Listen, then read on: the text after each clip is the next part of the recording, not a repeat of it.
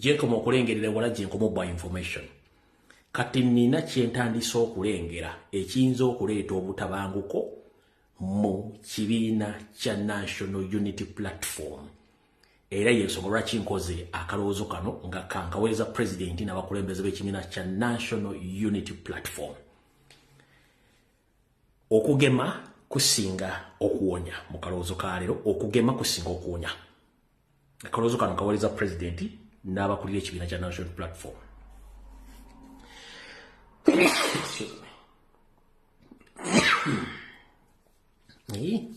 Ani ayagala okunemesa okwogera video eno.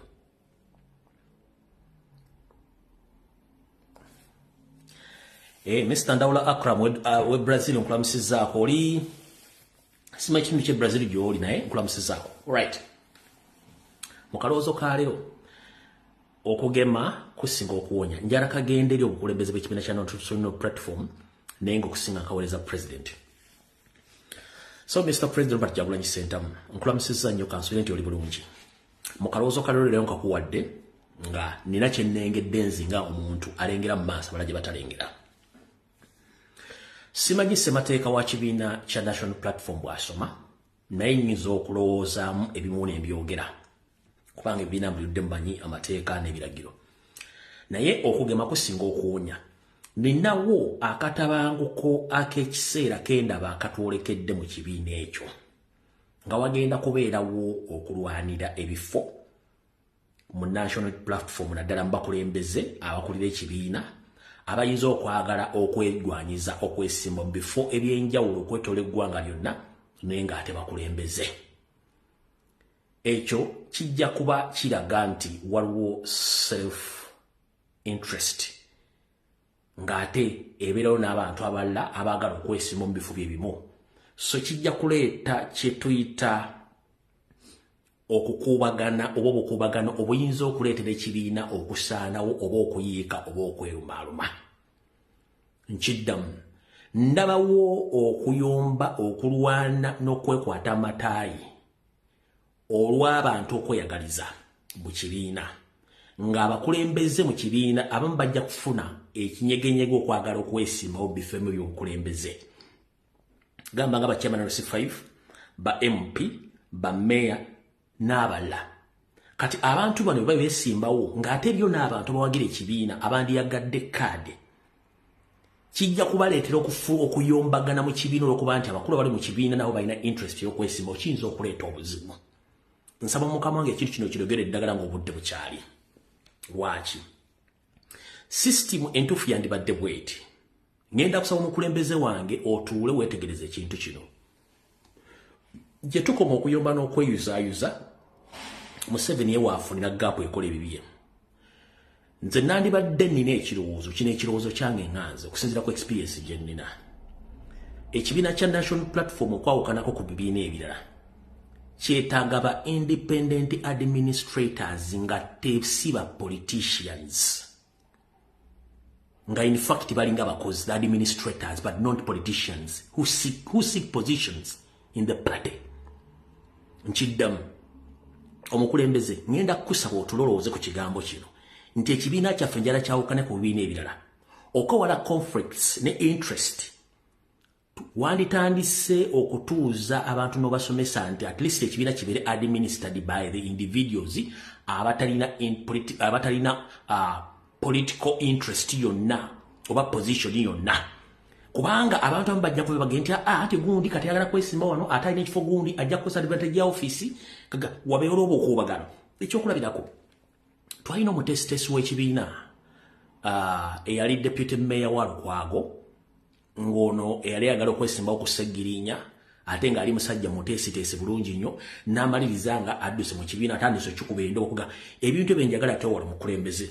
Kati ngenda kusaba bw'obozze Kampala mutuule mulowooze ku kintu eky'okufuna ba non-politicians abagenda okufuuka nga ba-administrator b'ekibiina ekyo nga bonna abantu abalina political interest tebasembera office ezo kubanga kino kijja kuleeta self interest, kijja kuleeta obukubagano wakati mu kuyomba mu kibiina kubanga nkiraba kijja according to me nakyendaba ekiyinza otuleetera obuzibu ng'abantu bajja kwefula nti baagala positions ate nga bolere balina position mu kibiina kireetera abantu abalaga nti beefaako bokka kati ekyo kyenjagala tuteekewo oba tulowoozeeko ekirowoozo kyanganze nti okugema kusinga okuwonya twawukane ku bibiina ebirala mukitegedde bulungi nnyo y'ensonga lwaki ntadde akalowoozo kano omukulembeze okawulirize bulungi bw'oba okaagala okawulirize oba tokaagala naye nga nze ndaba mu maaso waliwo ekintu kiyinza okujja ekigenda okuleeta obuzibu olwa self interest ng'abantu balina interest okugenda okulaninga mu bifo ebimu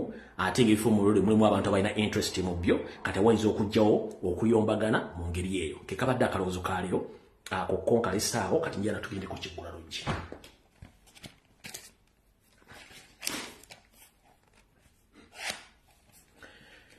ekiggula luggi kyaleero njala kiweereza mwenna basajja bannange okwetoola Uganda yonna oba oli Mambuka oba oli Maserengeta oba oli Masekati oba oli Luddawa ensimbi gye zikomye okuleega abantu ebikya n'okubula n'abazinoonya bongeddemu obukodyo bupya nze ndi musajja munnammwe njagala bagamba ebintu bino ebiri ku ground mutamanyi nga guno gufuuse muze eri abafere n'abakozi abakola mu gavumenti nga bakozesa poliisi okubba abasajja ku lw'abasajja bonna abali mu Uganda abalyankuzibwa kana ekino ekiggula luggi kyonna kyammulwale mukiwulirize bulungi nnyo ekiggula luggi kyalero mukiwulirize bulungi nnyo nkibaweeredde bwerere saagala asasula kubanga ndi musajja munnammwe saagala mufune buzibu ng'atoolodde buzibu bwe buli mu kiggula luggi kyaleero lwaki nkibawadde enswa ekyusa amaaso nga nawe envuba okyusa ensimbi gye zikomye okubeera ezekkekwa nga n'emirimu gibuze abasajja n'abakazi batandise okufumba emitwe batya nti atakulekera nawe tumulekera abasajja n'abakazi bakimanyi nti afe abasajja naturally mu butonde bwaffe twagala nnyo okuwojja ebiwojjolo nga bitusingira embaga etanyumi ekyo kyo kituufu naye bw'otakozesa mu ngalabi yo weekanga n'engatto ogitunze oba n'akabikka omulala okatunze nga ensimbi zimalidde mu biwojjolo butyo abayiya b'ensimbi nga bakozesa government offices n'abafe baguddewo enzibe empya yeeruwa gwe musajja munnanga agula zipo nga togenda kweyamba nga gw'ogenda okwana buli ky'osanze enzibe empya yiino ate ng'erimu n'okufiira obulamu n'okutwala ebibogagga byeruwa eri abasajja nga bakolaga ne state oba state operatives n'akwana omukazi nga mulungi kaalaala era nga bamanyikiddwa nti bafumbo kati mmwe abajja ku byalo baba bayita mu ttawuni n'osanga omukazi ng'atiba bw'ati munnange n'okwana omukazi ono tagaana omukazi ono mukwana bulungi nnyo n'akuwana appointment era n'akwanguyiza mu kyoyagala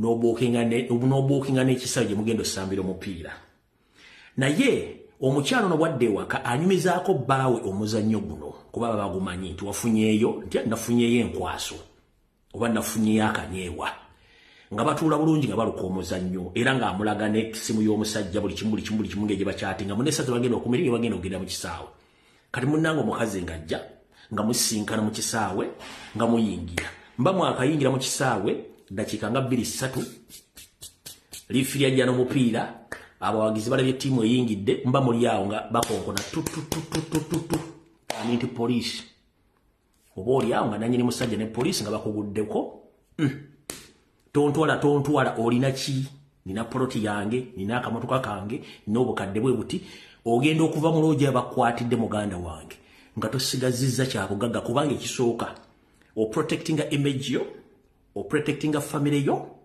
ne public obutakumanya ate n'omukazi oli ofunamu ekinyegenyege ofunamu ensonyi ezimuga nti bagenda mu exposinga n'obutamutuusaako bulabe n'ogamba nedda kampeyo buli kyennina nkiweeyo ku lwekyo kati eyenziba empya mweri mu Uganda babbira ddala abasajja ekyo mukitegedde bulungi nnyo eyo yenziba empya eriwo enziba endala nga nfundikira ekiggula luggi era basajja bannange mwenna gye muli nene enziba weeri abaana bangi mu Uganda abato abali wakati w'emyaka 14 ku 16 n'abayingirako 18 awo nga nabo batteba bwe bati babeera ku byalo ebyo nga bava mu ssomero wabula nga abazadde babatezenga akanyeebwa kati gwe musedduvutto abaagala buno bu petite simanyi bwane munnange ngojja ng'okwana akaana ng'akaana kakkiriza era nkola y'emu nga mugenda bwe mugenda kumbe ko kalimu omuzannyo n'abazadde ng'abasanga mu kisaawa basanze mu kisaawa wankulukulogize wankulukubezaawa mba mwakayingiramu nga muli abawagizi bayingira nga bibanyumiriza ng'era poliisi poliisi oba oli awo ng'abazadde bakonkona abazadde olukonkona kitegeeza oluguddemu nga bakugamba omwana abendi ono n'akinaye ng'ate omwana muto mayina ne bw'oba olina amaanyi g'ekisajja nga gwo gasinga gakuggweramu awo temuntwala kubanga oba okimanyi nti already omwana ali under age emyaka mitono egye bakusiba emyaka egitamanyikiddwako bulungi kati tebantwala mu ndekere oyinza okuwaayo poloti ettaka oba ensimbi oba emmotoka okutaasa ekyo nakyo bali mukubba abasajja mu Kampala Mukono Wakiso kwetola eggwanga lino enziba weeri batega abaana abato abanyirira ne batega n'abakazi abafumbo abalungi ne batega bali mukubba abasajja bali mukuba emiranga naye ng'ekyo tutawanya kiki linda onaakimbuuza edda naawe onookyedda musajja munnange ekikutambuza ng'olinga nga atalina gy'olaga oba tolina gy'ova kyekibadde ekigulalo gikyali mwegendeze enziba empya era nkifundikidde ekigulalo gi nze nsimbudde vidiyo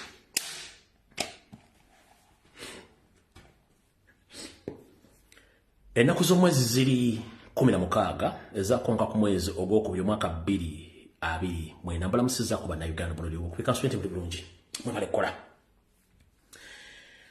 musabire nnyo eggwanga ly'omulirwano erya Democratic Republic of Congo obali mumanyi nga Zaire ekiri eyo mu bitundu ebimu kitokota sekisaanikire owendali atemya kuwettulu owendali atemya kuwettulu kubanga tujja tuuka yeeyo naye nga tetunnatuuka yeeyo njagala ntandike na kano ka message kaaliro njagala mukawulirize bulungi nnyo tuli mu kiseera eky'ekinnyikagobe mumpulirize bulungi nnyo tuli mu kiseera eky'ekinnyikagobe eky'eggwanga Uganda ensonga lwaki social media radio stations telefayina mu Uganda ba YouTubers baani bonna baconcentratinze nnyo okuteeka kyetuyita diversion ku social media yonna ekutte kubanga balina kye babikka Yoseri embeera ye si nnungi ku faamu y'ekisozi olwali mulabyeko ng'ali mu kwetega mbasinkanya abantu mu kitundu ky'ekisozi ku faamu ye asinkanya abantu abavudde ku byalo bino wammanga kisozi A kisozi B Lutunku A Lutunku B Butungu Village Kasozi Kajumiro Kirisa nekikuuma ddungu ebyalo ebyo nti abasinkanye n'abawaayo obute buno bwakono buli mu faamu ye n'abawaayo obubizi n'abawaayo obubuzi n'endokwa z'emmwanyi mubafuule beyambe kino akikoze okwagala okugjako mu mawulire n'okwagala okutegeeza eggwanga nti ali bulingenda balaga ku bifaananyi mune bw'afaanana ekyakikoze naye nga takkirizibwa abasawo bamuge takkirizibwa kutuula wadde okwadressinga ewantu wonna okumala essaawa nnamba munono mwe mujjidde n'abantu abazze omukyalirako omubadde muwala wa Samu Kuteesa gwe batashate zikuteesa ng'ono yakiikirira mawogola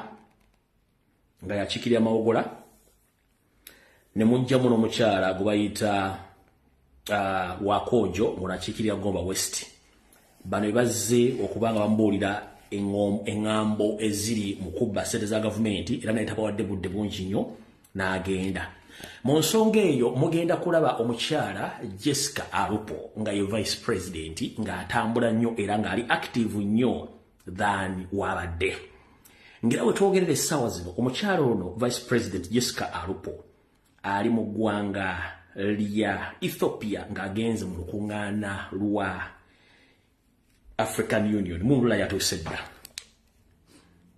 uno Jessica Alupo yatuuse dda mu lukuŋŋaana lwa African Union Ethiopia okubeerawo nga Yoseri tasobodde genda olwa Windows nga zaayise kati omukyalo nali active nnyo olw'ensonga nti Yoseri tasobola kutambula ekitabaddewo luli.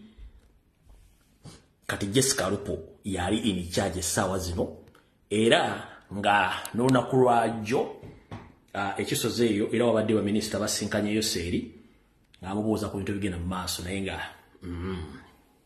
kigambibwa nti Yoseri ono ekisooka ayawukana n'emyaka gye kaabokadde ayingiddemu. Waliwo n'engombe zigamba nti Samuel bamulunga naye ffe tujjagira n'emyaka gye kaabokadde kubanga naye yalimbamu ng'abakazi balimba. Teri mukazi akubula emyaka mituufu kubanga oyinza okumubuuka. Kati kaabokadde ffe tujja twala nti kaabokadde amuyingidde then nagira emyaka gye yalimba nagyo ne gyegattako. Kati bw'ogattako ebirwadde bimuliko ne gujja bagira. Kati kamba wefute gyono mulabe mutegeere omusajja nti ayidde. Mujja kutegeera nti omusajja akoze eki nti ayidde. Yoseri bw'ati bw'afaana essaawa zino. Yoseri bw'ati bw'afaana n'essaawa zino. Atuuza lukugunyu mulaba bw'ati bw'afaana Yoseri agendedde ddala kati ayidde nno abulako apetayiza. Abulako majaani kati. Atuuza ya lukugu ngenda bwa ebifaananyi. Abazuumingiremu katono. Uyo ayidde kati ali kisozi tavaaje bamukanikira naye nga ye ayidde kati abulako majaani.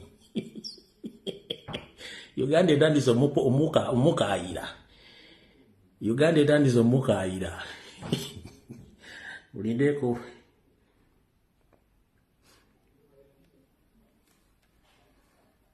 Faananyi bino bikwatiddwa wala nnyo. Uganda etandise omukaayira omulaba. Yiyo Uganda etandise omukaayira ye ayidde kati. Wali ayidde. So kati omukulu oyo bw'atyo bw'ali essaawa zino. Kati nabanyumiza ku lunaku olwokusatu obuyinza okutambula era ne mbaterako olugero lwonna ne mbagamba buli kimu sigenda kuddayo eyo. Nekye mbamanya bwe mbagamba nti musabire eggwanga Uganda nkitegeeza. Lwaki nkitegeeza? Abasajja bano bayina mission ya kufuga Uganda emyaka 5 ngono yaloza tagenda kaddiwa nga balowooza nti omutamivu diddigi yalina immunity okwetoola ensi yonna nga balowooza kisawo vuga naye waali samukutesa balowooza waali n'amaama babazi nga balowooza bwe bali pressure baliko yensonga lwaki mwalabye omukulu Nobati Mawowe ng'agenze e Netherlands e Hague mu International Criminal Court yabadde akulembeddwamu omukyala Marijan Black. Marijan Black ono yali mukyala w'omugenzi Bata. Kati ono yakolanga ambassador wa Museveni mu gwanga erya Netherlands naye ate nga n'ensi zonna ez'omu Netherlands oba ez'omu Europe. Omukyala ono yakolanga akwataganya ensonga za embassy watali embassies enyumba ensezimu ezitalimu embassy. Yoyo omukyala Marijan Black oyo ye lobbyist wa Museveni akolanga ambassador we. Katone president wa International Criminal Court. Kati ono ye Nobati Mawowe gye yagenze. Kati ekyabatutte bagenze ku lobbyinga batya. Eno yemu ku ndowooza yange nganze omuntu. 1. Bakimanyi bulungi nnyo nti Museveni keesi ze ziri due. Okubajjukizaako akatono, Museveni ye Koni, Museveni ye Rakwena, Museveni ye M23. Munajjukira nti Koni ng'akyatta abantu Museveni baakola okunoonyereza. Museveni n'asindika Nobati Mao ebiseera byali chairman wa C5 ne basindika n'omukyala omuyita Honorable Betty Bigombe ne bagenda okukola okunoonyereza. Mawobe kennyini n'akizuula nti Koni taliyo era Koni ye Museveni n'omukyala Betty Bigombe n'akizuula. Betty Bigombe ye mu kifo ky'okudda okuwa report mukama we yayita mbuyisi kubanga yategeera kye kigenda okuddako nakataddanga. Kati omukulu ono emisango egyona gy'ateekebwayo kati omukulu ono Nobati Mao bamusindise agende batandike either okwogereziganya ne ICC mu balabe engeri ki gye bayinza okudownplayinga oba coveringa cases ezimu. Nenga remember omwami ono y'omu ku bantu abakola investigations era nga niyo mu kubavunaanibwa naye lwakuba nti yeebuzaabuza ng'afukaana aba. Kati jjukira mu ICC International Criminal Court ne Didigi mwali fayiro ze gyeziri era Didigi naye atambulira mu nsi zino entonotono ziri ensenene ez'abantu tasobola kgende kubanga naye ali ku wanted list. Kati bayinza okuba bagenda kugezaako covering up n'okuba nti bakiri yalinga Didigi somehow n'ekizibu nnyo Didigi naye yayokya. Kati ekyatutuyo ono okukavalinga cases zino kukulaba ngeri gye bagenda okukwasaganya mu misango gino naye Norbert Mao, whenever you are in Netherlands right now, let me tell you, my friend, we have all the evidence and records. You can't bribe the international community as you think. It is on record that Museveni and his colleagues, they are not Ugandans. They have committed crimes against humanity in Uganda, but mostly in the central part of the country, that is Uganda, and the northern part of the country where you come from. So, if you are used by Museveni to cover up his crimes against humanity, that is wasting a lot of time and resources because you can't avoid his mistakes.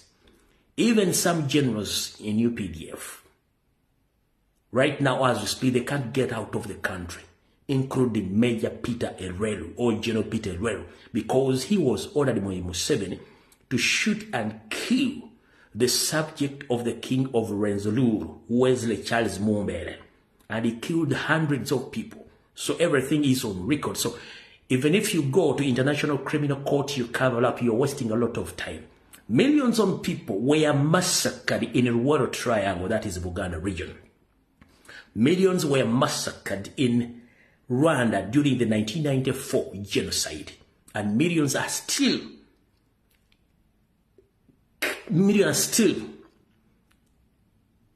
alleged and killed in Congo as we speak right now. So you can't bribe anyone. Many Ugandans in Karamoja are missing. They were killed by Museveni's forces. Many Ugandans are missing in CID headquarters, in CMY headquarters, in SFC barracks in Katabi. So there is no way how you can convince the international community that Museveni is not a criminal and the whole entire regime of his. So there is no way how you are going to convince the international community that Museveni is innocent. No. And as we speak right now, there are some Ugandans who are still being tracked by some intelligence agencies in Uganda, including CMY, ESO, ISO, PISO, FUSO, PUSO, and the PUPO, if it is there. It is on record. General Kakabagenda, Kare Chez Kayura, Abel Kandi Holubachoya, currently CMY boss James Birungi, CID boss, that is Brigadier Christopher Damolida and the others. They are accountable for hundreds and thousands of Ugandans who are missing currently right now in Uganda. So there is no way how you can convince anyone about the atrocities which have been committed in Uganda. Stop your foolishness because the world is watching. Awo nga nvudde munansonyiwa okusooka okukozesa olunyanyimbe kuba bwe nkoza videos no manjagala abazungu abatawulira Luganda dde baluvuunula bategere byenjogera mukitegedde bulungi nnyo. And we are still demanding the whereabouts of Chibalama, Damulira, and the others who are not anywhere to be seen in Uganda. So tunakyogenda kugamba bantu. Kati nga tuvudde bwe mbagamba nti musabire eggwanga Uganda. Mwe njagala mumpulirize bulungi. Bw'oba omanyi nti oli businesswoman ng'oli mu Uganda, more especially mu Buganda. Bw'oba omanyi ng'oli politician ng'oli mu Buganda, ng'oli munna-Uganda. Bw'oba omanyi nti oli minister mu gavumenti oba ng'oli munnamagye ng'olina endowooza ey'okukyusa obuyinza, wuliriza bulungi tutandise video kati. kavudde kwanjula katandise information mbawa ya bwerere security mbawa za bwerere ebyokwenda bya bwerere abatawulidde nze tebinkwatako. It's none of my business as long as I've warned you. If you get killed, I'm not responsible about your stupidness.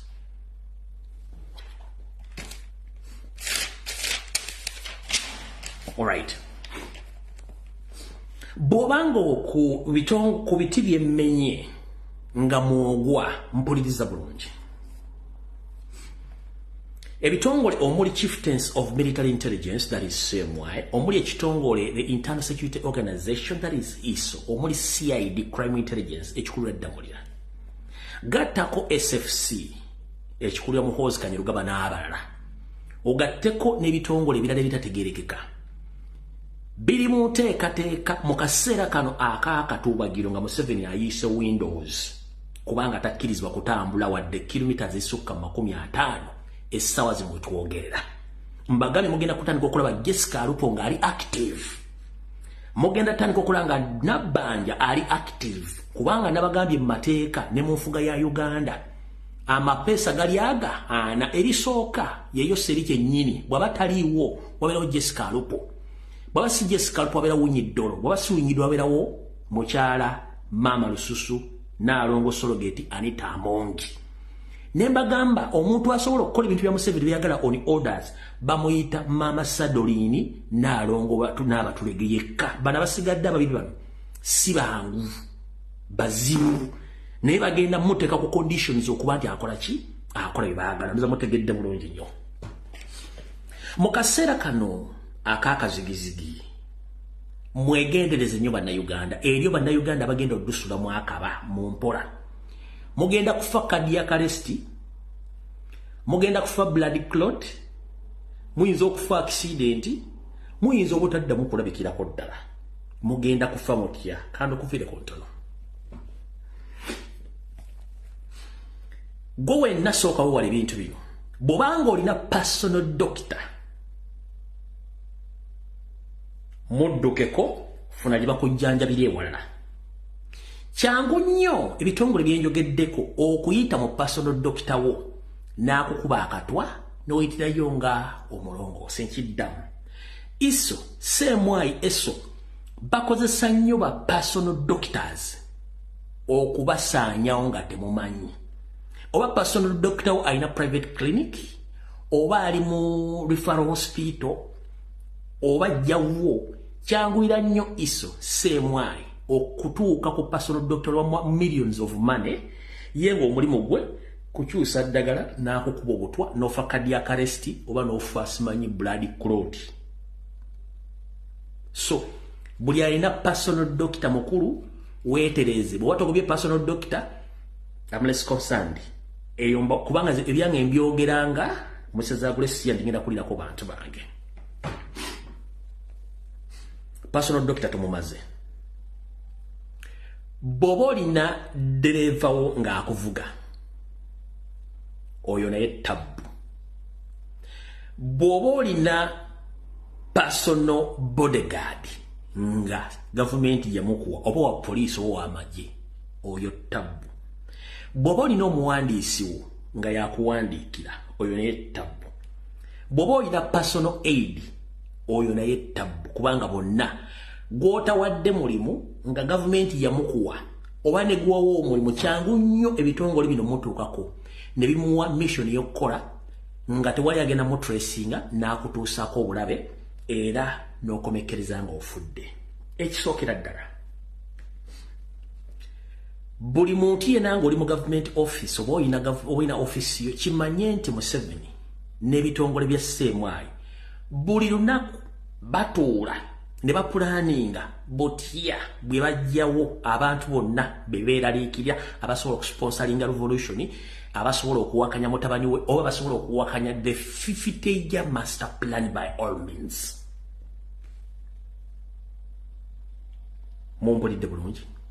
Mwe obudde bwemumala mubeera mu bbaala, musaba noduzi, mubeera mu kwepiica, mubeera mu lugambo, mubeera mu nenga bo bapulaninga butya bwe bagenda bakendeeza ate nga bakikola. on a daily basis.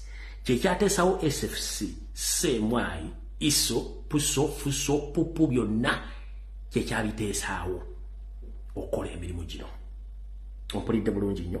Kati gwe kabulazi wa sister olina ebbaala gy'onywera nti nze omwenge gwange gunywera bbeere ddene awe siva kubanga weguwoomera. Naawe blood clot oba cardiac arrest jjajjijja wa bbeere ddene. Bbeere ddene akoledde emyaka 15 ng'akuwa omwenge. Semwa ejja mugamba ffe tugenda kuwa obukadde 5. Otukolere ekintu kimu. Otutereka nnyo kawulire mu ccupa yoyo omwami ebisigadde bitulekere. Nti obukadde bumeka nti 2 nga basooka mukwanka obukadde 50. Bbeere ddene ng'agenda akulunga wonna mu bbala woba olaze ng'oyitirayo ng'omulongoose. Tya nze restaurant sisuka ku restaurant gundi bafumba ekigere bafumba empombo bafumba gundi awo wennyini kasita bakuziga nti olya wa gundi tovaawo jjajja tosobola kusukkawo. Sente weeziri at their disposal to get rid of their target ze baagala. Okiwulira bulungi nnyo.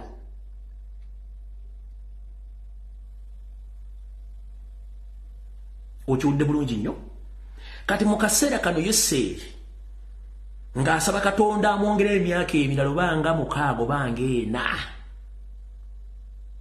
Bagenda kukola buli kyabutemu kiwali owuliddeko.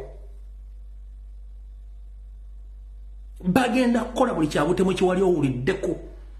Mugenda kulya blood clot, mugenda kulira cardiac arrest. Ekigambo ekyo muwuliranga ekigambo nti oba police has arrested someone. No. Blood clot mwakitegeera. Emisuwa gyo omusayimo guyita obutwa buli buzimbamu obukukufa ne bubulooking entambula y'omusaayi. Kasita omusaayi tegutambula mulungi mubiri ne gubulooking nga kiba kitegeeza omutima gugenda kupampinga oba guyinza okusingira kupampi n'oyabika bwabisi. Okitegedde? Ekyo bayita blood clot. Cardiac arrest. Omutima guzikira buzikizi lumbe nozikira nga amasanyazi ge Uganda gagenze gwe n'ogenda wachi bayita blackout. You can black out n'ogenda for good. Okitegedde buli bintu bibiri kati ekintu ekikula ebyo bwe butwa obuyita mu nerve obuyita mu nervous system bwe bakozesa kanza mu kitegedde bulungi cardiac arrest. Ulimi lw'abasuza kusirwa nze siri musawo nyemba buli ebyemmanyi ne binnako information.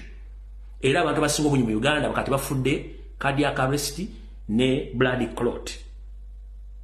Ate bano benjogeddeko Semwa ena black book ey'abantu abalina okuvaawo olunaku lwe banaavaawo n'obudde mulina kye mbadde temumanyi. Nakino kakibagambe nga bukyali.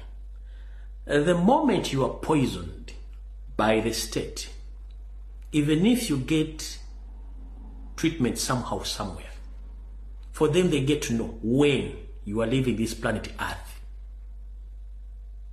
Nchiddamu kasita bakuwa obutwa baba bamanyi ddi lw'ogenda okufa. Just wanoogenda n'ofuna treatment n'obeera waawo, but finally you have to go.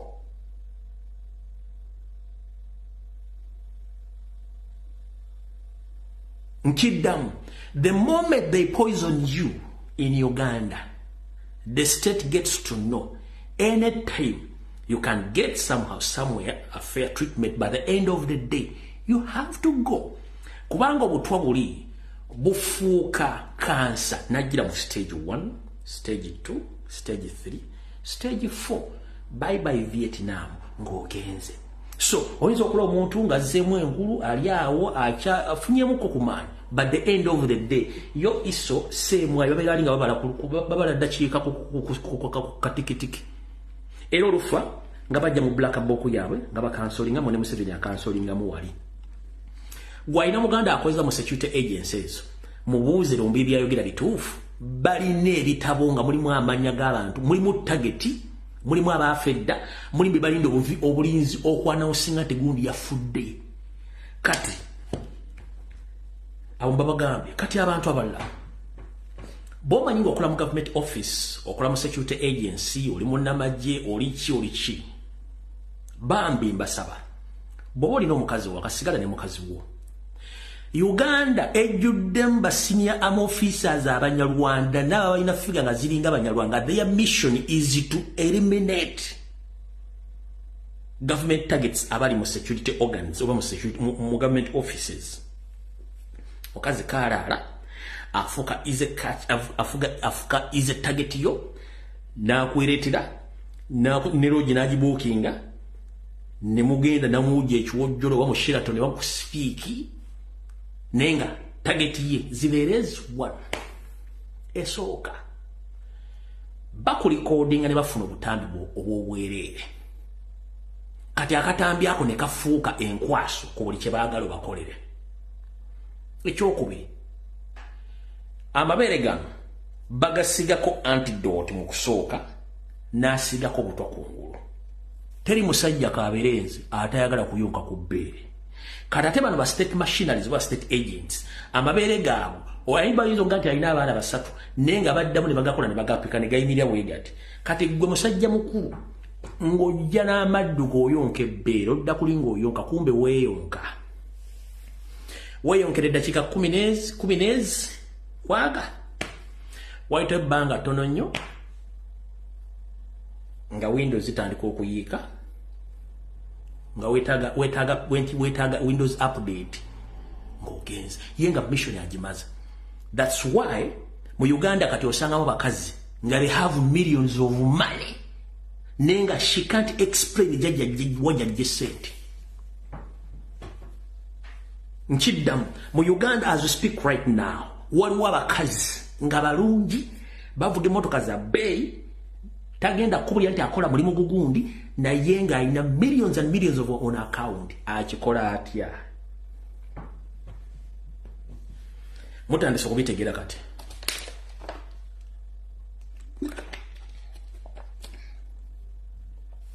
Mutandise okubitegeera kati. Mutandise okubitegeera. Gwe kola survey zisagala kuwakana nammwe. Bino byemba bya teri TV egenda bikubuulira. Abimanyi babimanyi era n'ababifidde babifiiriddemu. Abakazi abakozesa target says akutwala mulooji omutwala mulooji mukazi mulungi kaalaala. Ate mukimanyi natural abasajja mulinga muzigo olukuteeka mu sefuliya ku muliro ng'osaanuuka mukusaanuuka kubanga bakimanyi nti kasita omusajja atunula ku bbeere n'atunula ne wansi ku kitabo taddamu kulowooza ku baana taddamu kulowooza ku bizinensi ebyo byonna abirowoozaako amaze kutuuka na lukolongo kulawuna about awo n'ajjukira ekyo ekyandeeso olwo n'apapa ayambala adduka kumbe bammaze era gwoleka mulooji asigala sigala kati ono agenze nenga mumaze. That is it. So bakulu oba oli businessman oli musuubuzi oli musirikale oli mu office oli muki information bwa yabwerere.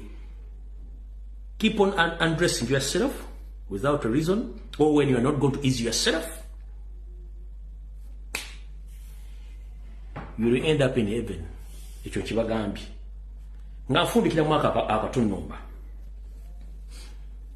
mwenna mubalete mukimanyi enamba esinga obungi eyabanneeko abali ku street z'e Kampala kati njagala munjulire okusinzira ku intelligence yange bannayuganda banneeko bakendedde bitundu 7 ku buli 100 omuli bagobagobyemu muyingiddemu abavandimwe abayingizibwa mu Uganda on a daily basis kati bakola emirimu gy'obwanneekolera gyange. Bano mission yemu neyabali babega batta ate deliveringa. They can deliver themselves at any point as long as you call her. Bebakuwa target bamuwa target abera ne mission edda mwana bange motoka za government mbuzize zisimbe ku speak wazigenze eze motoka za government zalitanga mission ne target. So ati bazize kugula balitanga mission ne target buli street kubali baleta mission ne bajimwa ne motoka government e parking jiwe motoka government e parking gita ku street e parking gita kwazinwa wali bamalabi babaze mission ne target kuba basubira tebagenda kujja kati banneeko abafe bano bannakiganda bangoko yali nkoko enira mutunzi badde ku mabite natete mu kifuufu kati abaliwo bakira siki bazibu nnyo n'abasipayi abulira gwakowa ebisigadde mwaka katumba mbikomeza muri basajja banange njagadde bawonya atajja kutegeera musigaraawo awo nvuddewo bamali mwagalawo nnyo nvuddewo customers obategeeza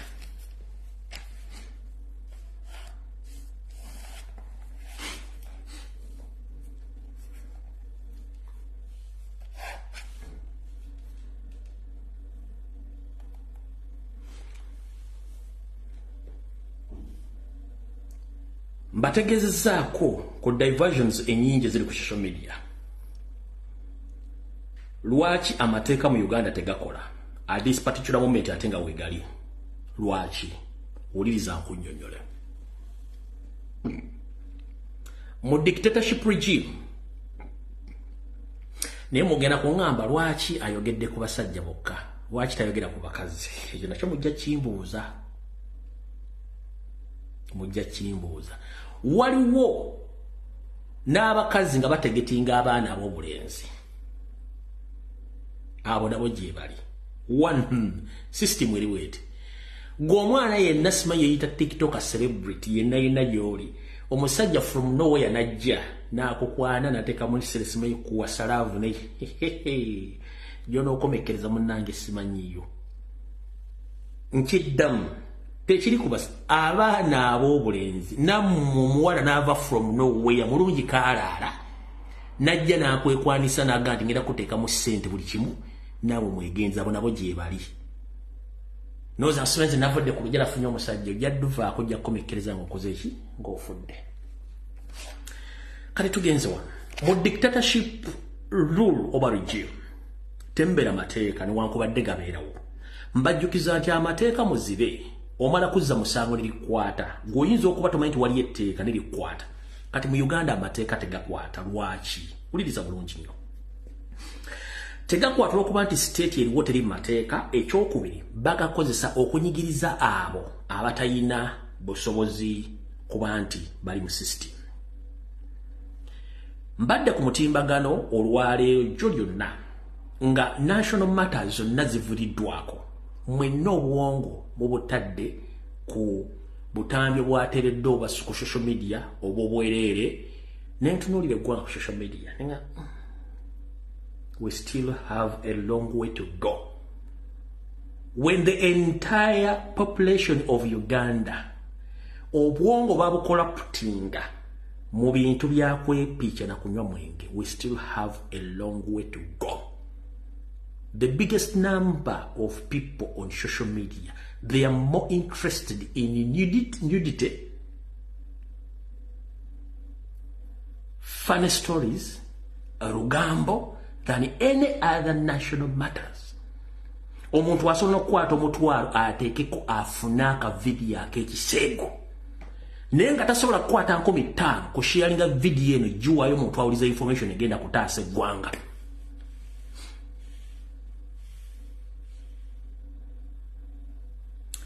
Bannayuganda Museveni kasita yamanya nti obwongo bwammwe bwali bwakwepica y'ensonga lwaki wooteri kati ezizime neimansule on daily basis, day, night, 24/7 zonna weeziri at their disposal kasita oba nga gw'olina ssente zo. One, amateeka gafuga ebimansule ebyo. Toyingizaayo ssimu, bw'oyingira tofuluma paka bolo bagandi kati fuluma, kubanga baagala bakipingira ng'obwongo bwammwe bulyawo ku bintu bya buseego. Era kati nkirabye ku social media oloba akatambi kagundi wakalabye omwana yakoze bwati olina jeraga ati nze kati nkoze analysis kino na kino alina max bwe nomwana twatuukadde wano. Kati gobo olina omwana wo ogenda musomesaki mu kifo ky'okusomesa abantu eggwanga bwe liyimire ne bwe litambula mu bwongo businga obungi bwitadde mu bintu bya bwongo byakusirwala busirwazi. Ate nga amateeka weegali gasoma gatya? Ekyasafaza likona yali agenda teeka amateeka mu nkola. Omuntu yenna kasetta weekwata akatambi k'obuseegu n'okalirizinga mabuusu kubanga etteeka weeriri.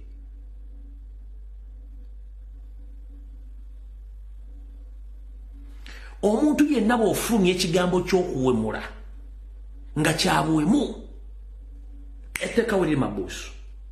Ne mu ggwanga lya Amerika nebo yogere ekigambo kisosaako f TV radio ekimyutinga ku mu Uganda omuntu ajja n'akuba ebigambo ku mmeeza bwe ne bitambula whereby abantu bagetinga used nga bali happy n'obiwuliriza amateeka weegali.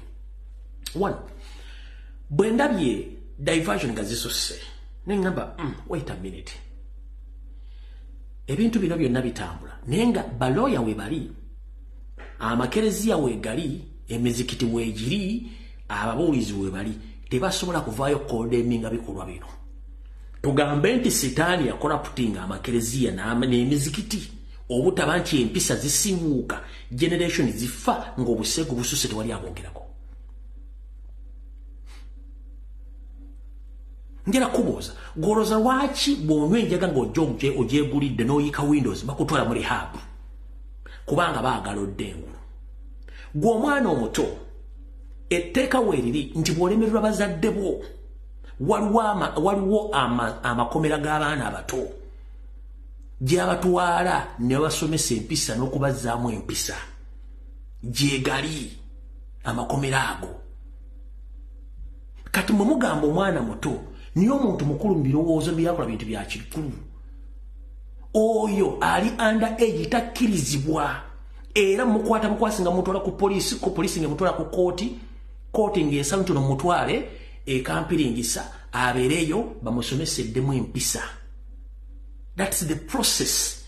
Naye bannayuganda bapraising omwana yakula, mwana alibi, omwana anyenye what not know. What kind of the country are we living in here? Munsi z'abazungu omwana kasaweza emyaka 16 aba alina mente okufuna boyfriend. Niyo muzadde atona namugamba look, yes, you are entitled to be having a boyfriend, but the repercussions of having a boyfriend is A, B, C, D, E, F, G, H. Omwana n'ategeera bizibu kye biri mu kubeera ne boyfriend. Okitegeera? Era amateeka weegali. E Uganda tekiriyo. Okitegeera? Naye ng'ate amateeka weegali. Nemmwe muli wano buli omu asharinga kiri simanyi. Abaana bali mu makomera bavunda teri akyogerako. Abaana bawambira teri akyogerako. Amafuta galinye teri agogerako. Abaana masomero kati amasomero abantu bonna ba indigenous Uganda bonna baba nyibifo teri abogerako. School fees ziri nyenkanda go teri azogerako. Buli YouTuber kano wakala omwana yakula omwana ayine ebbeere. Kiki tuliko community kije tuzimba. Naawe oyina omwana, oyina omuzadde, naawe osubira okubeera n'omwana enja. Singa mukeera ku makya ne mukozesa data wammwe okudimandinga parliament eyita amasomero gonna ne Ministry of Education bagibuuze kiki ekiviridde ku school fees n'ebyetaago by'abaana okulinnya amasomero. Ne mukwata social media for one full week bakikyusizaawo era school fees ne ziddayo wansi ne buli omu alya akatambi tekagenda kuleeta school fees ku mmeeza kubanga baba bibaagala. Omubbi aleeta ekintu ekibaidde ayivatinga bano ne bayisawo kye baagala. You can't even know these people's plan kye bakola. Muto butambi bajja kubeera ku basinika ebinnyo omwana yakula naye nga weerabidde nti you have to pay 1.5 for your nursery kid, you have to pay 2.5 for your senior 1 kid, you have to pay 3 million for your senior 4 kid. Nga tosobola kimanya nti kino nino kyogerako. Singa mukwata topic by topic social media newa for a full week eyo parliament n'abagirimu bonna buli omu atandika okubeera concerned about it. Mujjukira twakuba ekisawo ky'Entebbe buli kimu ne kikyuka. Abantu bali mu kutawaana emisolo gavumenti bafuukidde ekizibu. Mu kifo ky'okwogera ku misolo muteeka ebintu ku social media kubanga nawe ali ku social media omusolo MTN ekubba data, Airtel ekubba data, mobile money bakubba, amasomero amalwaliro temuli ddagala. Naye mbeera busy nnyo. Which kind of country are we living in?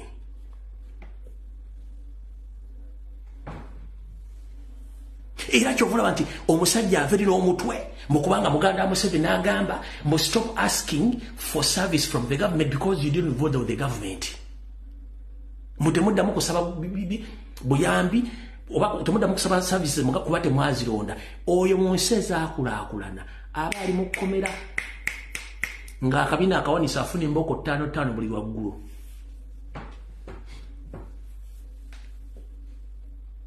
kubanga yamanya Museveni yasoka lwakuba nti kati agenda you are lucky enough nti agenda naye okwa-uploadinga system kiyinza otwala te mubutavaayo okwerwanako okwa-uploadinga system kiyinza obatwala obudde ojja uploadinga kubanga abajimbe babbe basinga obukulu ne muganya okutegeera buli wamu social media ejjudde bintu bitakwataga abantu containers zaabwe ziri mu Mombasa ziri wali ebusiya ku boda zivundiddewo abazadde almost 50% balemeddwayo okuzza abaana ku masomero kubanga requirement zisusse school fees asusse mulago waliwo atanafuna panado nga yafunye accident temusobola byogerako abaana amasomero kati bali kulutinga ba foreigners abaana badayuganda balemeseza teryasobola byogerako muli kuli nengalabi gwenjala kubuza ku myaka gyo tolaba ku buseegu musula mu epicha day to night temukoya buseegu wati temu concentrate ku nsonga ezigasejjanga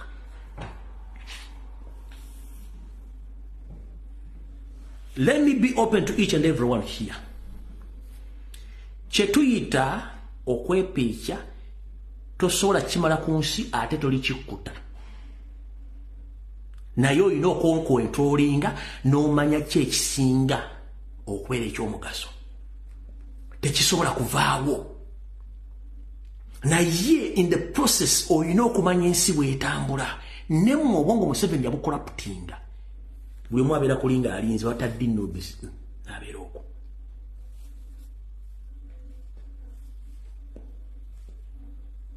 n'oli abaana ku social media ku TikTok simanyi z'omulabu yakoze bali mubuuze nti omwana we yafunye obubonero bumeka mubuuze tamu ndogenda sosera sente meka mubuuze lwaki oli bwola osindika emitwalo 3 njikola omwezi lwaki osindika kadde tagenda bitegeera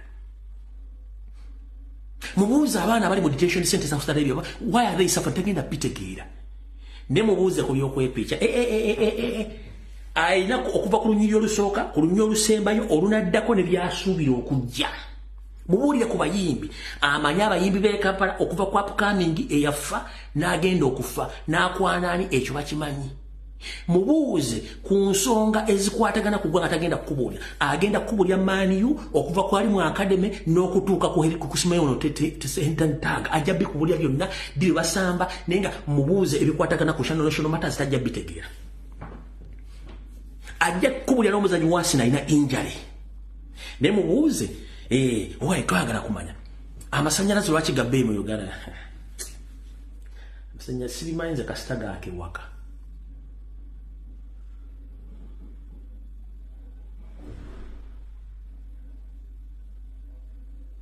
judgment gaake waka that is that so muzukusopo wangu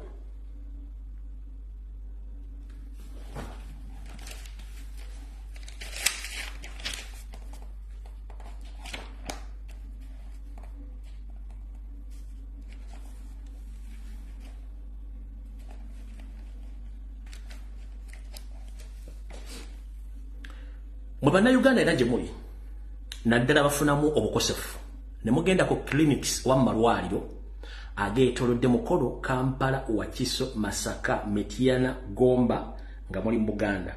Listen very carefully. Waliwo abasawo 225 abayingizibwa eggwanga omwezi oguwedde nga bava e Rwanda nga Banyarwanda. Bano basaasanyizibwa mu malwaliro ne bu medical centers wabu clinic okwetola mu Buganda region. Their mission is to target the indigenous Baganda in Buganda. Ojja kujombulira ekirwadde kikuluma.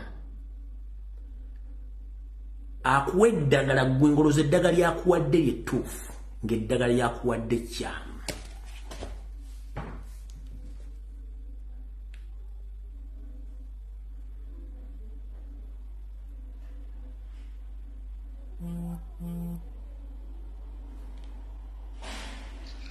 Kulamusizaako muganda wange kansubira oli bulungi amanya sijja kugogera olw'ensonga y'ebyokwerinda.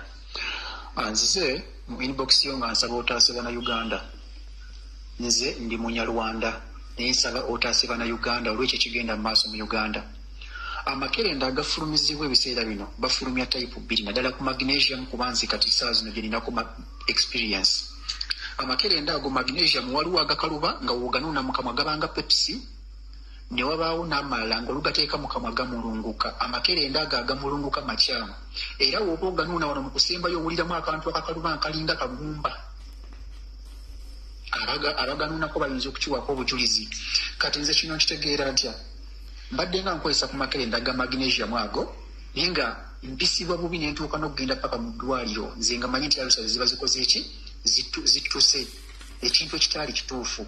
Kati lumu ngenda ku kiriniki yalimu mukyala Munyarwanda ne mugamba njagala magnesium. Aba aleeta magnesium n'antunula mu face nanneetegereza nnyo mu face. Mu kunneetegereza n'ambuuza mu Lunyarwanda saamuddamu. N'addamu nanneetegereza nnyo mu face nazzaayo amakerenda ge yali aleese n'aleetamu amakerenda amalala naye nga gonna magnesium. Kati amakerenda ago nenganuuna naye nawulira agampi gankula bulungi nnyo nempulira nga nteredde bulungi mu ddakiika nempulira nga asidi zonna zistabilizinze nga ndi bulungi. Kati saakitwalanga kikulu nze nalowooza amakerenda gakoze eki gakoze. Kati gaggwawo ate nziramu nfuna embeera yemu ngenda ku kiriniki endala. We ngenda ku kiriniki endala era bampa bino ebimulunguka naye yo teyali Abanyarwanda ne bampa bino ebimulunguka stiru ne bimpisa bubi nnyera ne ngenda paka ku kitanda. Kati nziramu ate ziddamu zisituka nzireyo ew'omukyalo oyo Omunyarwanda era nampa ku gali agakaluba ne gankola bulungi. Recently wano nazzeemu era stiru nempulira embeera y'emu. Kati nengenda ku kiriniki zino endala ne bampa gano agamulunguka era gampisizza bubi nnyo nnyo nnyo. Kati awe nategeeredde nti gana makerenda gali mu type. Neezijjukira kiri omukyalo oli Omunyarwanda ali bwe yasooka okuntunuulira mu feesi n'ambuuza mu Lunyarwanda n'alyoka azzaayo amakerenda gali nampa gano. Ekitegeeza nti Abanyarwanda babawa malala ne Bannayuganda babawa malala. Ge bawa Bannayuganda butwa. Abanyarwanda ge bamira go malungi. Era mbadde nsaba beegendeze ekitegeeza kiyinza okuba nga tekiri magnesium yekka nga kiri makerenda gonna. Ate n'amazzi gano ge banywa ag'okudduuka nabo bageegendereze waliwo agatali malungi. Sifulumya no information nga teriko bujulizi era nze nemufuna information within 2 weeks from now. Nsooka nenninda kukola search nenkola reference ku information gye mba nkuwadde. Kati kiri gye muli okugirekaawo oba okweggula amaaso. Ekinaba kiganye muntana tulisinkana mu nsi ensuubize. Alright. Project yose izaakola bwe tuva mu kalulu ezooga nti kulaakulanya abantu.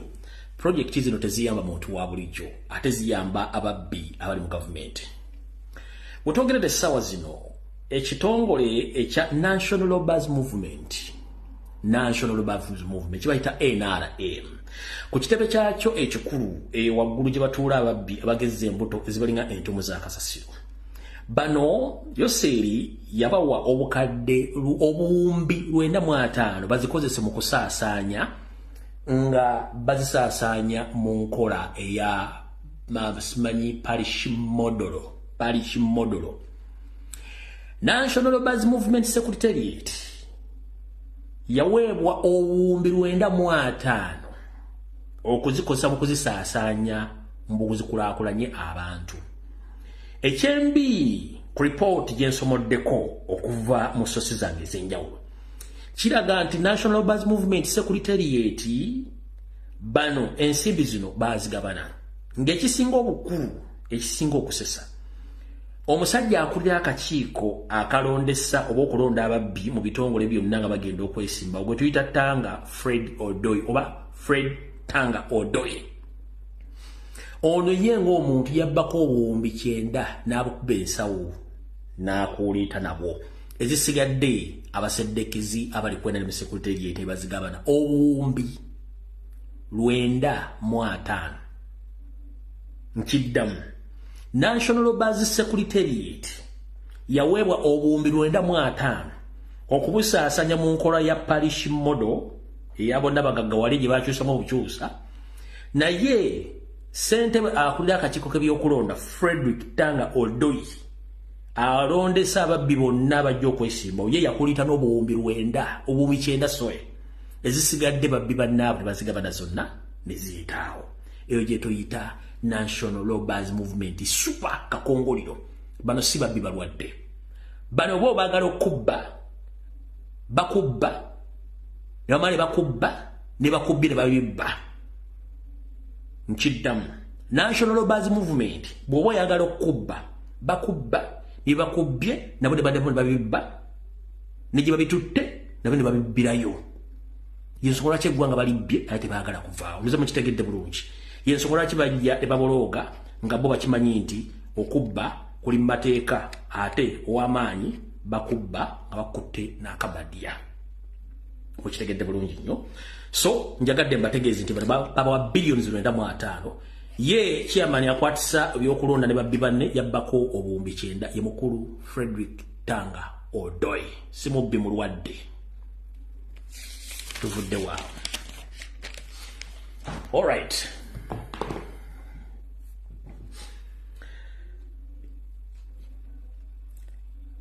Mwali mwebuuza Yoseri ani ayokya amasomero ayokya ebintu mu Kampala be kumako omuliro. Omuze gw'okwokya gwaviira ddala mu Flonasa. Ekituwalanya ekitunoonyesa twogera information gye batasobola bbawa. Flonasa yajjanga eyo ky'amasomero ebba ekola buli ki. Kana akatambi nakaguddeko eyo nga omugenzi Biliton Obote akondeminga Museveni eyita Liberator ng'ayo ky'amasomero na buli kimu. Then tulyoke tugende ku ekiri mu Congo. Wulira ng'ono Obote akomplaininga ku Museveni ne banne okwokya amasomero l'okwokya ebintu bye. Nawulira. This factory was destroyed, as we have been told this afternoon, soon after the fall of Mbarara in 1979. Mukimanya ngweji factory ya birega enkure ya birega ekokibwa yahwerekerera ubwe Olutaro Mbarara yahereze kutwarwa amachumbuzi. A liberator comes to Mbarara town, he burns the factory belonging to the peasants. Omuntu kwiza kuchungura akiza muri Mbarara akija kaika kosiet factory y'abahingi abo muri Nkori. Then he goes to Ntare secondary school. He starts burning Ntare secondary school. He's a liberator. Kuyarigiraho nkomuhaguzi nkomuchunguzi kandi azana Ntare school isomero ryanye mukomanya na ryata nko byose. Now that is one type of liberators. Ubwo no muri ngo gumwe gw'abachunguzi abizira bamo. A liberator who wants to make you be scared. That is a very important man. If you disagree with him, he burns your factory, he burns your schools, he shoots you.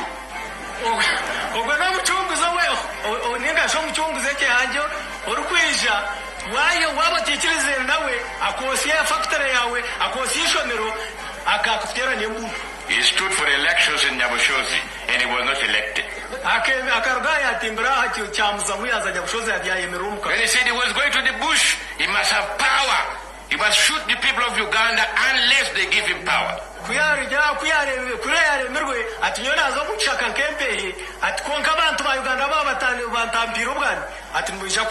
want to tell you quite simply, he shall have no power.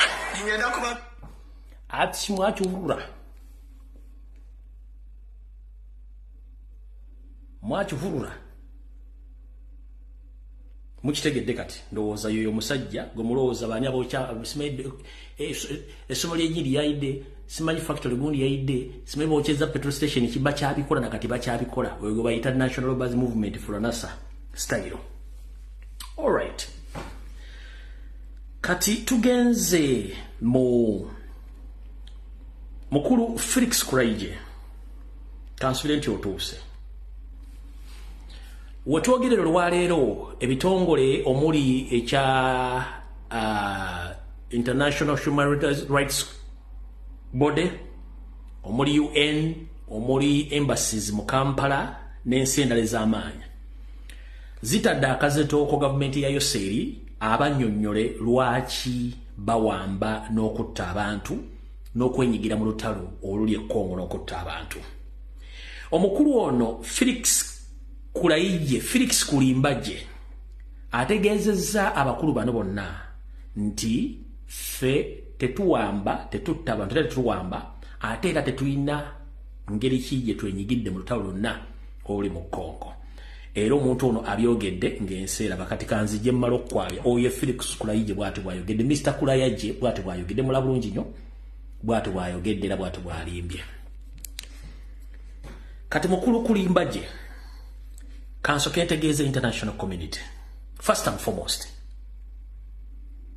the UPDF Army spokesman Mr. Felix Kulaije, stop lying to the international community. We have all the invitation on social media across the country and even on international level, whereby it is well known that Museveni is sponsoring M23, including ADF, as well CONI, and he's keeping on using his security agencies, including chieftains of military agents, chieftains of military intelligence, internal security organization, external security organization, and CID in the missions of kidnapping and torture and killing Ugandans. So there is no way how you can deceive people when they have the evidence. They just like to consult you to see how far have you reached in your lives, including your boss, Mr. Kulaije. The international community, they are just checking on you to see how far have you gone with your lies.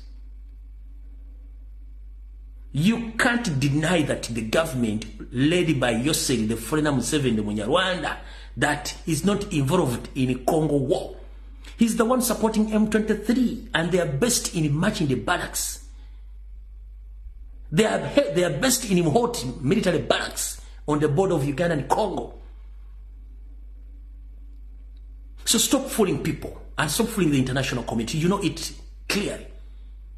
You ever kidnapping people, and I will speak right now. There are some Ugandans who are being tracked by Semwai and Eso.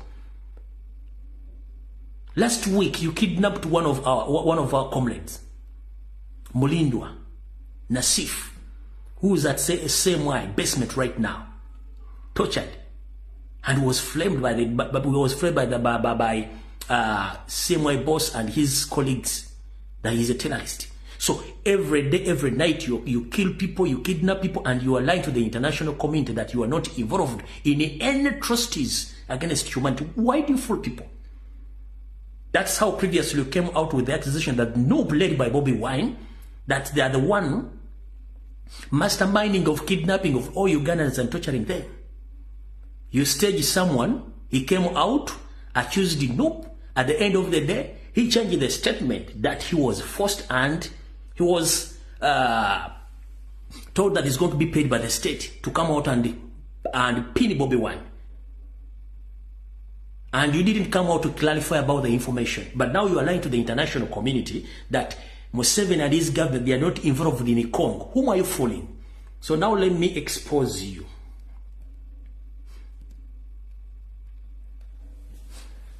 Kulaije, you came from Rwanda at the teenage age. You were brought by a Muganda family, which brought you up now where you are. I questioned you previously to come out to mention where is your family. You didn't come out to clarify about that. You know it clearly you are coming from Rwanda. And the entire system in Kampala, 95% all of Rwanda who are killing the indigenous Ugandans. Stop fooling Ugandans. So now as we speak, the war in Congo is about to saturate across East Africa. Who's causing all the atrocities? It's Museveni and his colleague Pilato, called Paul Kagame, the president of Rwanda. Olwado enaku z'omwezi 12 omwezi ogwokubiri February 2024. Sisobola kulaga wano bifaananyi kubanga bifaanana bubi bakubye omusajja we mu 23. Bakubye abaana ba UPDF babase. Amajaga bakubaga South Africa, Angola, Tanzania, n'ensi endala za Sadaga bakuba Omunyarwanda. Kati okumanya babakuba ne baddukira Uganda, abafina babatolo bazika mu hot barracks. So let me tell you the international committee. 2 weeks back, I was here on social media and I told the international committee that approximately 850 UPDF serving officers, most of the indigenous, they were slaughtered in Congo and they were buried in hot military barracks. The remaining comrades, they were taken to the national game parks and they were served to those animals, to wild animals. So this guy is here just lying to the people, but many Ugandans have been slaughtered in Congo. So, tubadde tuli awo olutalo lunyinyitidde. Pilato kyakoze okimanyi? Pilato yagamba ebya M23 tabimanyiiko. Nga omanyi beekaza bana basajja. Kati ekyavuddemu Pilato yadduse n'agenda mu UN.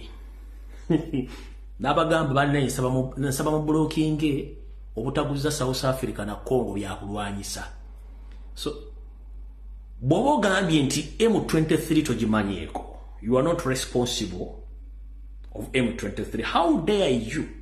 You go to the United Nations, you are asking for the blockage of selling or support or giving ammunitions to SADC forces combined with Congo forces to fight against the intruders, the M23.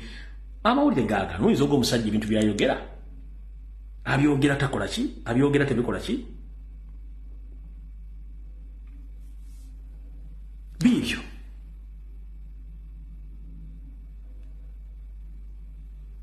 Ambala ogajje wano mugalabe. 1 minute. 1 minute, 1 minute.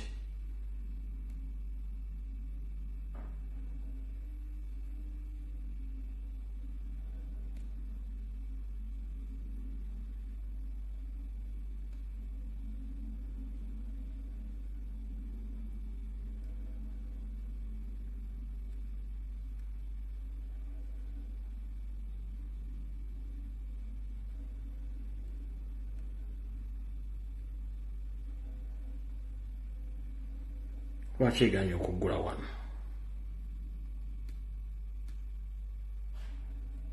Okay, ekolera ku opera, sinaawo opera, sinaawo webusiyirina ya opera. Naye kanga balagira mweno format bweti.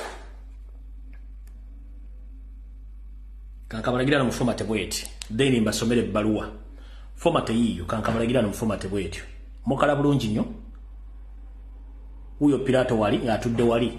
Kati ebbaluwa ezirabiddwako official zizino wano.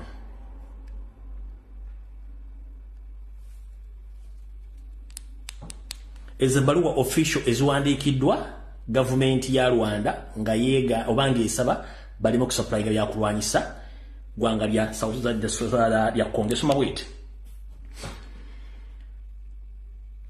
Her Excellency Karen Rodriguez Brickett, President of the United Nations Security Council, New York City. Your Excellency, the government of Rwanda has learned with the great concern through the declaration of Under Secretary General for the Peace Operations, Ms. Jean-Pierre Lacroix, that United Nations UN is considering providing logistical and operation support to the South Africa Development Community SADC mission in Democratic Republic of Congo, SIMIDAC. During his meeting with the SIMIDAC Forces Commander General Nyakupu Nyonsi, the Under Secretary General for the Peace Operation stressed the importance of the joint condition of support to support the Congress National Army (FADC) in the fight against the armed group in Eastern DRC Congo. According to the Monsok press release related to the press conference of Mr. Rakoski in Kinshasa on 7 February 2024, he explained that in Resolution 2717 of 2023, the Security Council mandated MUSONOC to examine ways in which it could provide limited logistic and operation support to the SADC for the mission in currently exploring the options for providing the support. The proposals will be made to the Security Council, which will decide on the nature of the support and its mandatories. N'awandiikira byonna ebbaluwa yeyo gy'awandiise n'endala yiino era ng'estampingiddwako egamba Rwanda hosts around 100,000 of refugees, some of whom have lived in Rwanda for almost 30 years now, including more than 13,000 who through ethnic cleansing in eastern DRC Congo during the last 4 months. The intended UN logistic and operation support to the FADC allied forces embroiled the government of DRC Congo in the pursuit of a military solution in the place of negotiated and peaceful solution of the crisis. The government of Rwanda wishes to draw the attention to the UNSS members on the dangers of such move, including ransom of any peaceful settlement of the decades-long crisis in Eastern DRC Congo. Mukitegedde abasajja bayidde nga bebeetinkuulira bye batajja kusobola. Kati bwe bati bakole entalo zaabwe ne bamaliriza nga bali mu buli kimu kye beetaaga. Omanyi ekyakuzana kye kiri kutta. Bano abasajja bayingira na mmundu era bajja fuluma na mmundu. Ffe tetugenda kulwana nabo kubanga buli kimu kye baagala bajja kifuna nga bwe baakikola kye baakifuna. Kati kansookenza nnyo akatambi kano ke nabazannyidde jjo ke natadde ku mitimbagano nga mu mambuka ga Uganda oluvannyuma lw'okugobayo abalaalo n'abasigaddeyo. Essaawa zino ba NRM kaada oba bakolanga bapini batandise okunoonya buli muntu yenna atakkiririza mu nkola ya NRM nga bamutulugunya omukuba emiggo n'omukyayisa ekitundu akiveemu. Akatambi ke nabatereddeyo ka chairman LC3 oba NRM kaada LC3 of Agulo sub-county in Lamo district, commanding the torture of the innocent citizen of Uganda in northern part of the country because he doesn't associate with the NRM programs in the northern part of Uganda. Akatambi kano mukawulirize mukale bulungi nnyo. Kuno okutemula n'okutowola eddembe ly'abantu kulina okukoma.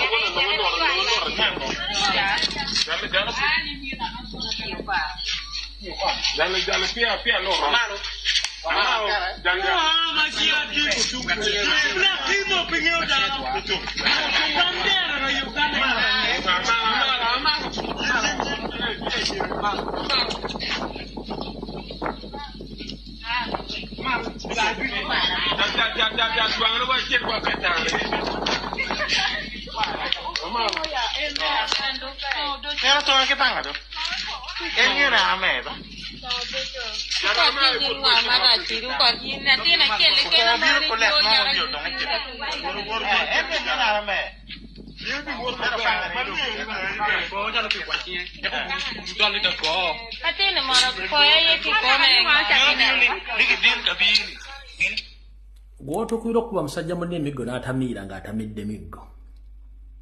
That's the highest order of torture.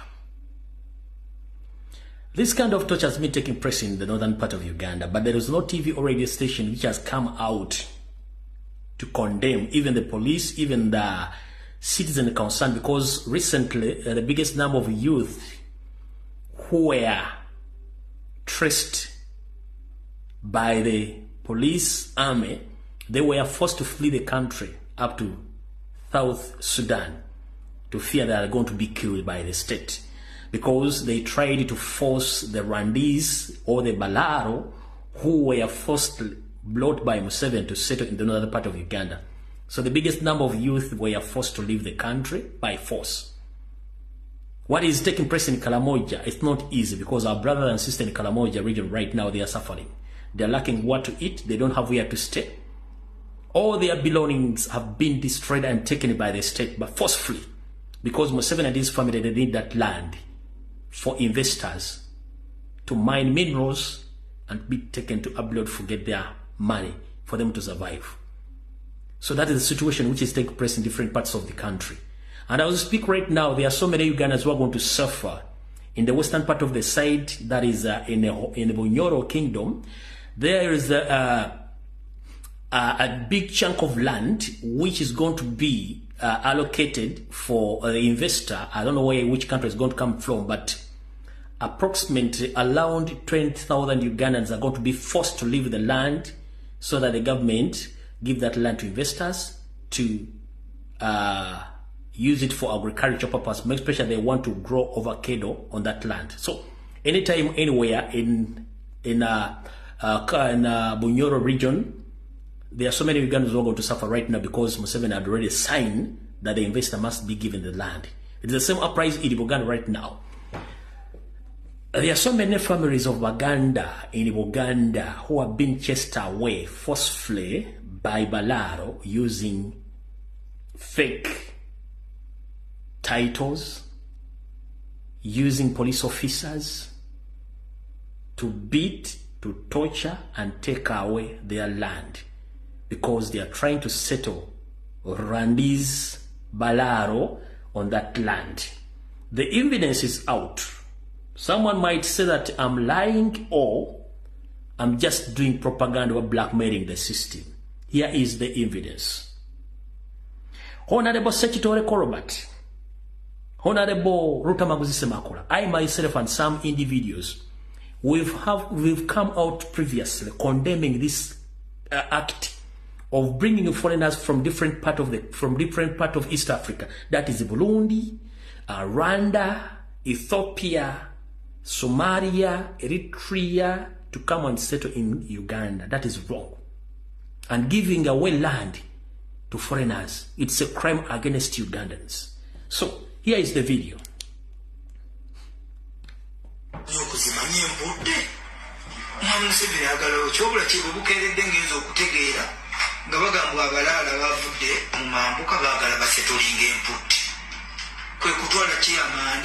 Irane kati wenjogere bamambye mubamuwandiisa kakalu mu office emu mu president's office oba state house na wandiika kakalu akaga ekyalo kyonna ekyo mwami Museveni akyagala akikolereko ebibye ng'ayita mu kyalo omu. Kati twagala kwebuuza, eggwanga likyaliko abalikulembera oba tewali? Waliwo oda ezeetaagisa okugoberera oba tewali? Lwaki tubuuza ebibuuzo bino? Nti olwaleero bw'obanga eggwanga lirina akulembera, obeera otya nga gw'otumya ate abajambula ng'ajja drone abantu balinga tubaga nti drone zijja ne zitwala abantu abatalina musango. Olwaleero eggulu baatujje ku kye nga batuteeka ekifaananyi ku maaso nti abayambala yunifoomu z'abamagye bo tebalina musango era beetonze. Kati tuyinza okuba tuli mu nsi etambula bwetyo. Bw'eba ensi etambula bwetyo, tuyinza okufuna okulambikirwa. Olwaleero bangambye ettaka mwami Museveni alyagala oba ne mukyala we n'ab'ennyumba ye. Era kyova bulaba batumye omuntu kyamaani w'ekyalo muntegeere nnyo, njagala batudde naye kati mu ofiisi emu bategeeze nti teri kyamaani alina kyalo kiki. You are acting law. 2, ne bw'onookwata kyamaani n'omutwala n'omukozesa endagaano, si yennyini bibanja by'abantu ku ttaka eryo, era si yennyini ttaka w'empudde. You are just disposing yourself that you're weak. Why? Omuntu eyasoma ng'okola ku mulimu ku profession ne bwe baba batumye wa local defense, oba olina okutegeera nti ettaka libeera ku kyalo we litudde.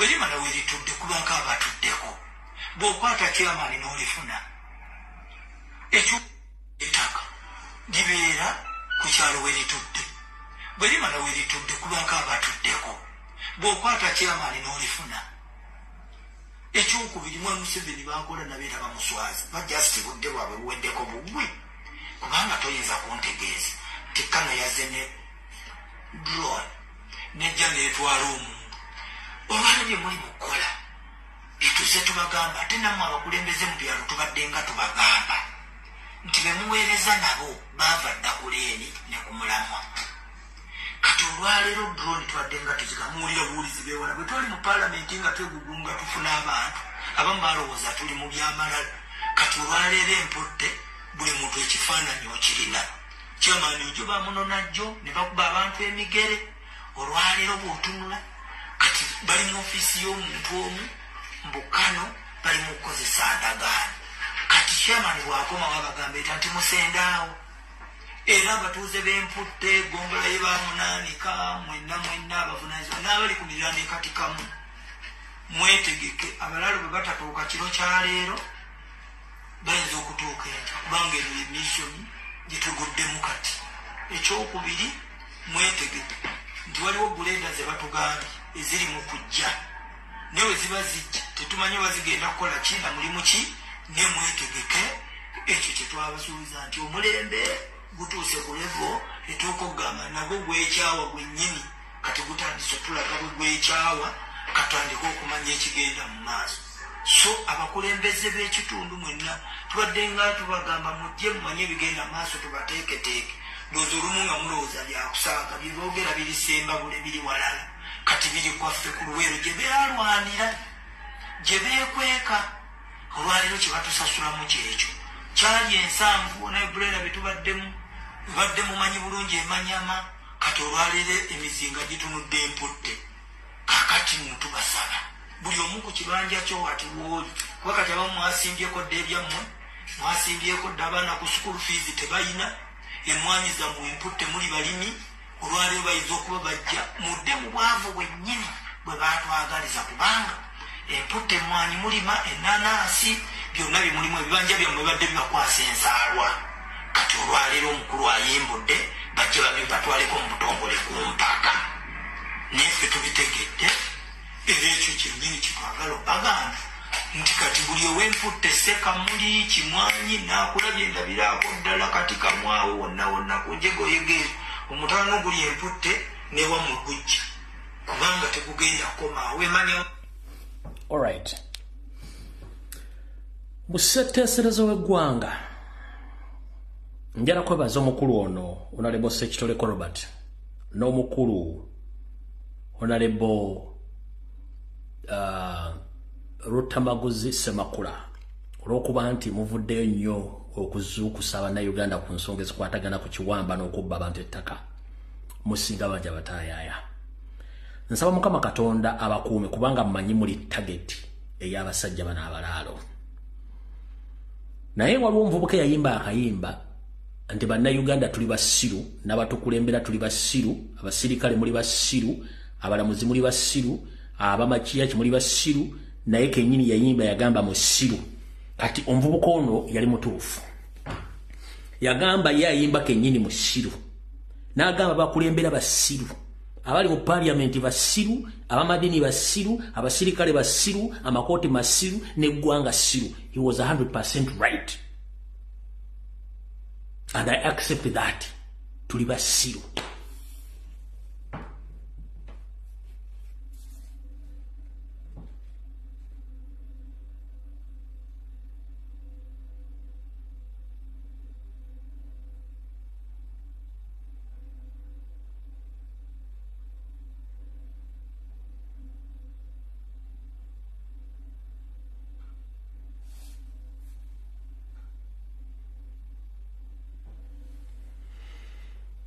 Kanfundikira ne ka video kano ebisigale tujja bikwasaganya ku Sunday era ka mukulu Rutamaguzi Semakula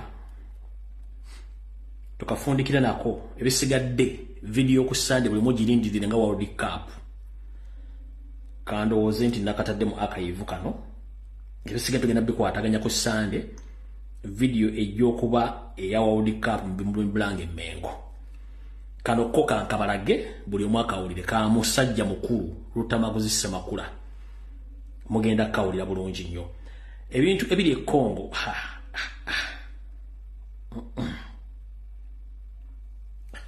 sagala balaga footage we Congo kubanga mubi ne kambalage ko sofa katono nnyo ekyo kiri e Congo e logistic olujaba dagama tebaweereza logistic asabi UN mu tebaweereza logistic e Congo tebaweereza logistic yadagambo baleme bisindika Congo yo mwami yabadagambo baleme bisindika Congo ebakuba binene nnyo bina nebirevu kali byadagambo bino tebabisindika Congo balekerawo kubawe byokulwanza kati ekibakuba kyambadde ne Yesu zanyika video kano akamukulu Lutamaguzi Semakula then tusinkane ku World Cup yebimuli Mbulange ku Sunday mukawulize bulungi nnyo era kabanyumire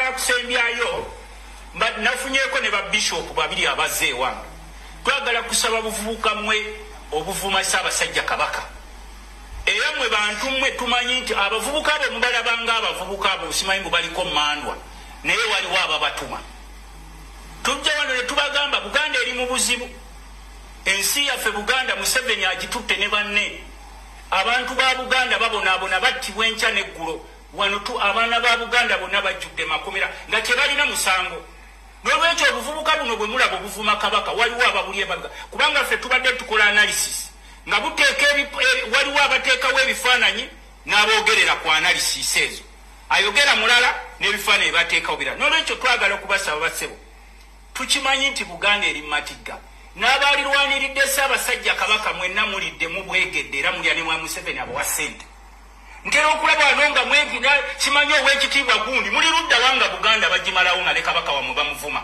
esimanyi ow'ekitiibwa gundi n'azimbye ekkooti naye Kabaka we bamuvuma wali ayitewo buyisi Abaganda be batutteko ettaka lyabwe muyitewo buyisi n'olwekyo kino sebo nze ndi musajja Muganda n'abali mu Buganda kuba tulina abantu naddala abeetuuma amannya gaffe ag'Ekiganda abatukoze obubi mujja wano Mengo mwe mulwanyisa Ssaabasajja Kabaka nga muyita muvubuka obwo bwefuula nti buliko emmandwa ettaka lyaffe balitutte ekyasembayo kwe kujooga Ssaabasajja Kabaka mbu Museveni abagulidde simanyi abataka mu maaso ga Bulange ebyo tetwali badde tetubyogera naye tubasaba basebo tumanyi tulina abakulu b'ebika tulina abakulu b'amasaza nga musirise ku nsonga za Buganda n'olwekyo ffe tubalengera naye tujja kubagamba tubeebaza nnyo kubanga Kabaka mwamulekawo nammwe muli ne Museveni ebintu tekisobola kugwa ku Ssaabasajja Kabaka mwenene musigala nga musirise babishopu bazze ewange mujja kunsonyiwa n'abayisizza bubi n'abagambye ku nsonga ezikwata ku baana ba Buganda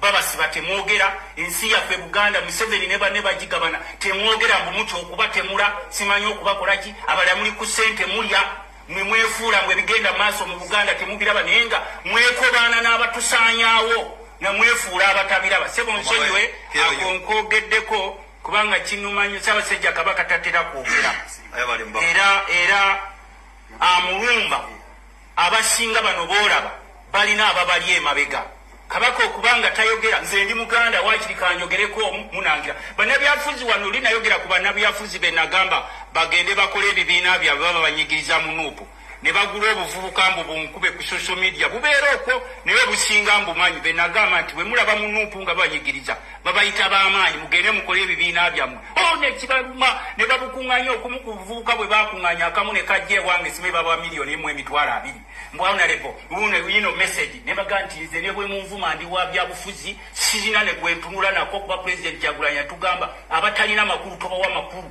naye temujja kuvuma Ssaabasajja Kabaka nga muli wano abamu mwefuula Abaganda naye tukimanyi nti nti bakozesa abamu mwetuuma mannya ate n'abatali Baganda abamu ne batuyambako okuwa Ssaabasajja Kabaka ekitiibwa naye mwabeetuumya amannya ga Buganda ne mubanga mwe muyisaamu Ssaabasajja Kabaka olugaayo nanyini kiggwa yakiweebuula wano mbalaba ku bintu bingi ne mukubatembere naye kikwata ku Buganda mwenna musirise Baganda bonna mwe babasengudde babagoba ku bibanja mwenna musirise mwefuula abatabiraba Kabaka bamukozeeko effujjo lyonna be muyita ababyate be balwanirira Ssaabasajja Kabaka olwekyo sebo Mukama ng'ekyo kyogedde bantu mmwe nga mwakamala nga sente zammwe ne mwami Museveni ze yabawa nga mwefuula abatalaba bigenda mu maaso mu Buganda nammwe ajja kumala abamekete.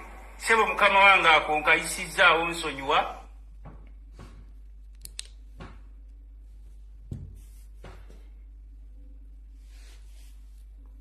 Nkolempo mie nalunga yagoya amayuni. Bwe nsukka ku bigambo bya Honorable Tamaguzi mba nnyononye.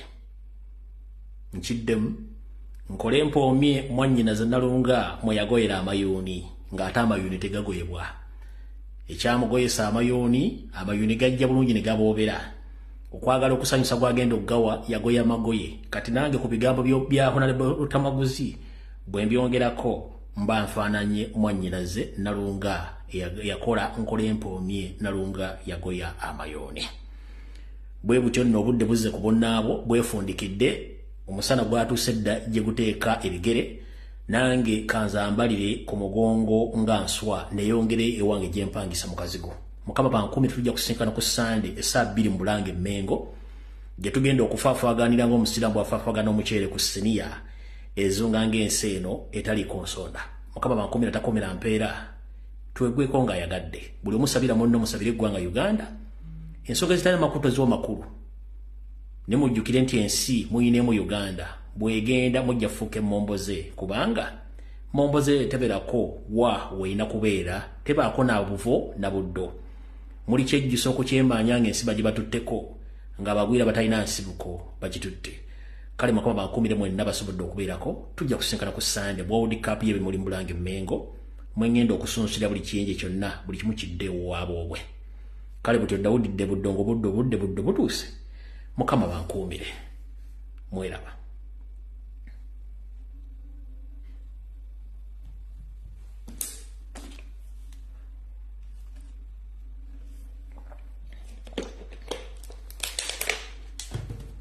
Video wedde mugende mirembe tujja kusinkana ku Sande saa 2 mukeerako.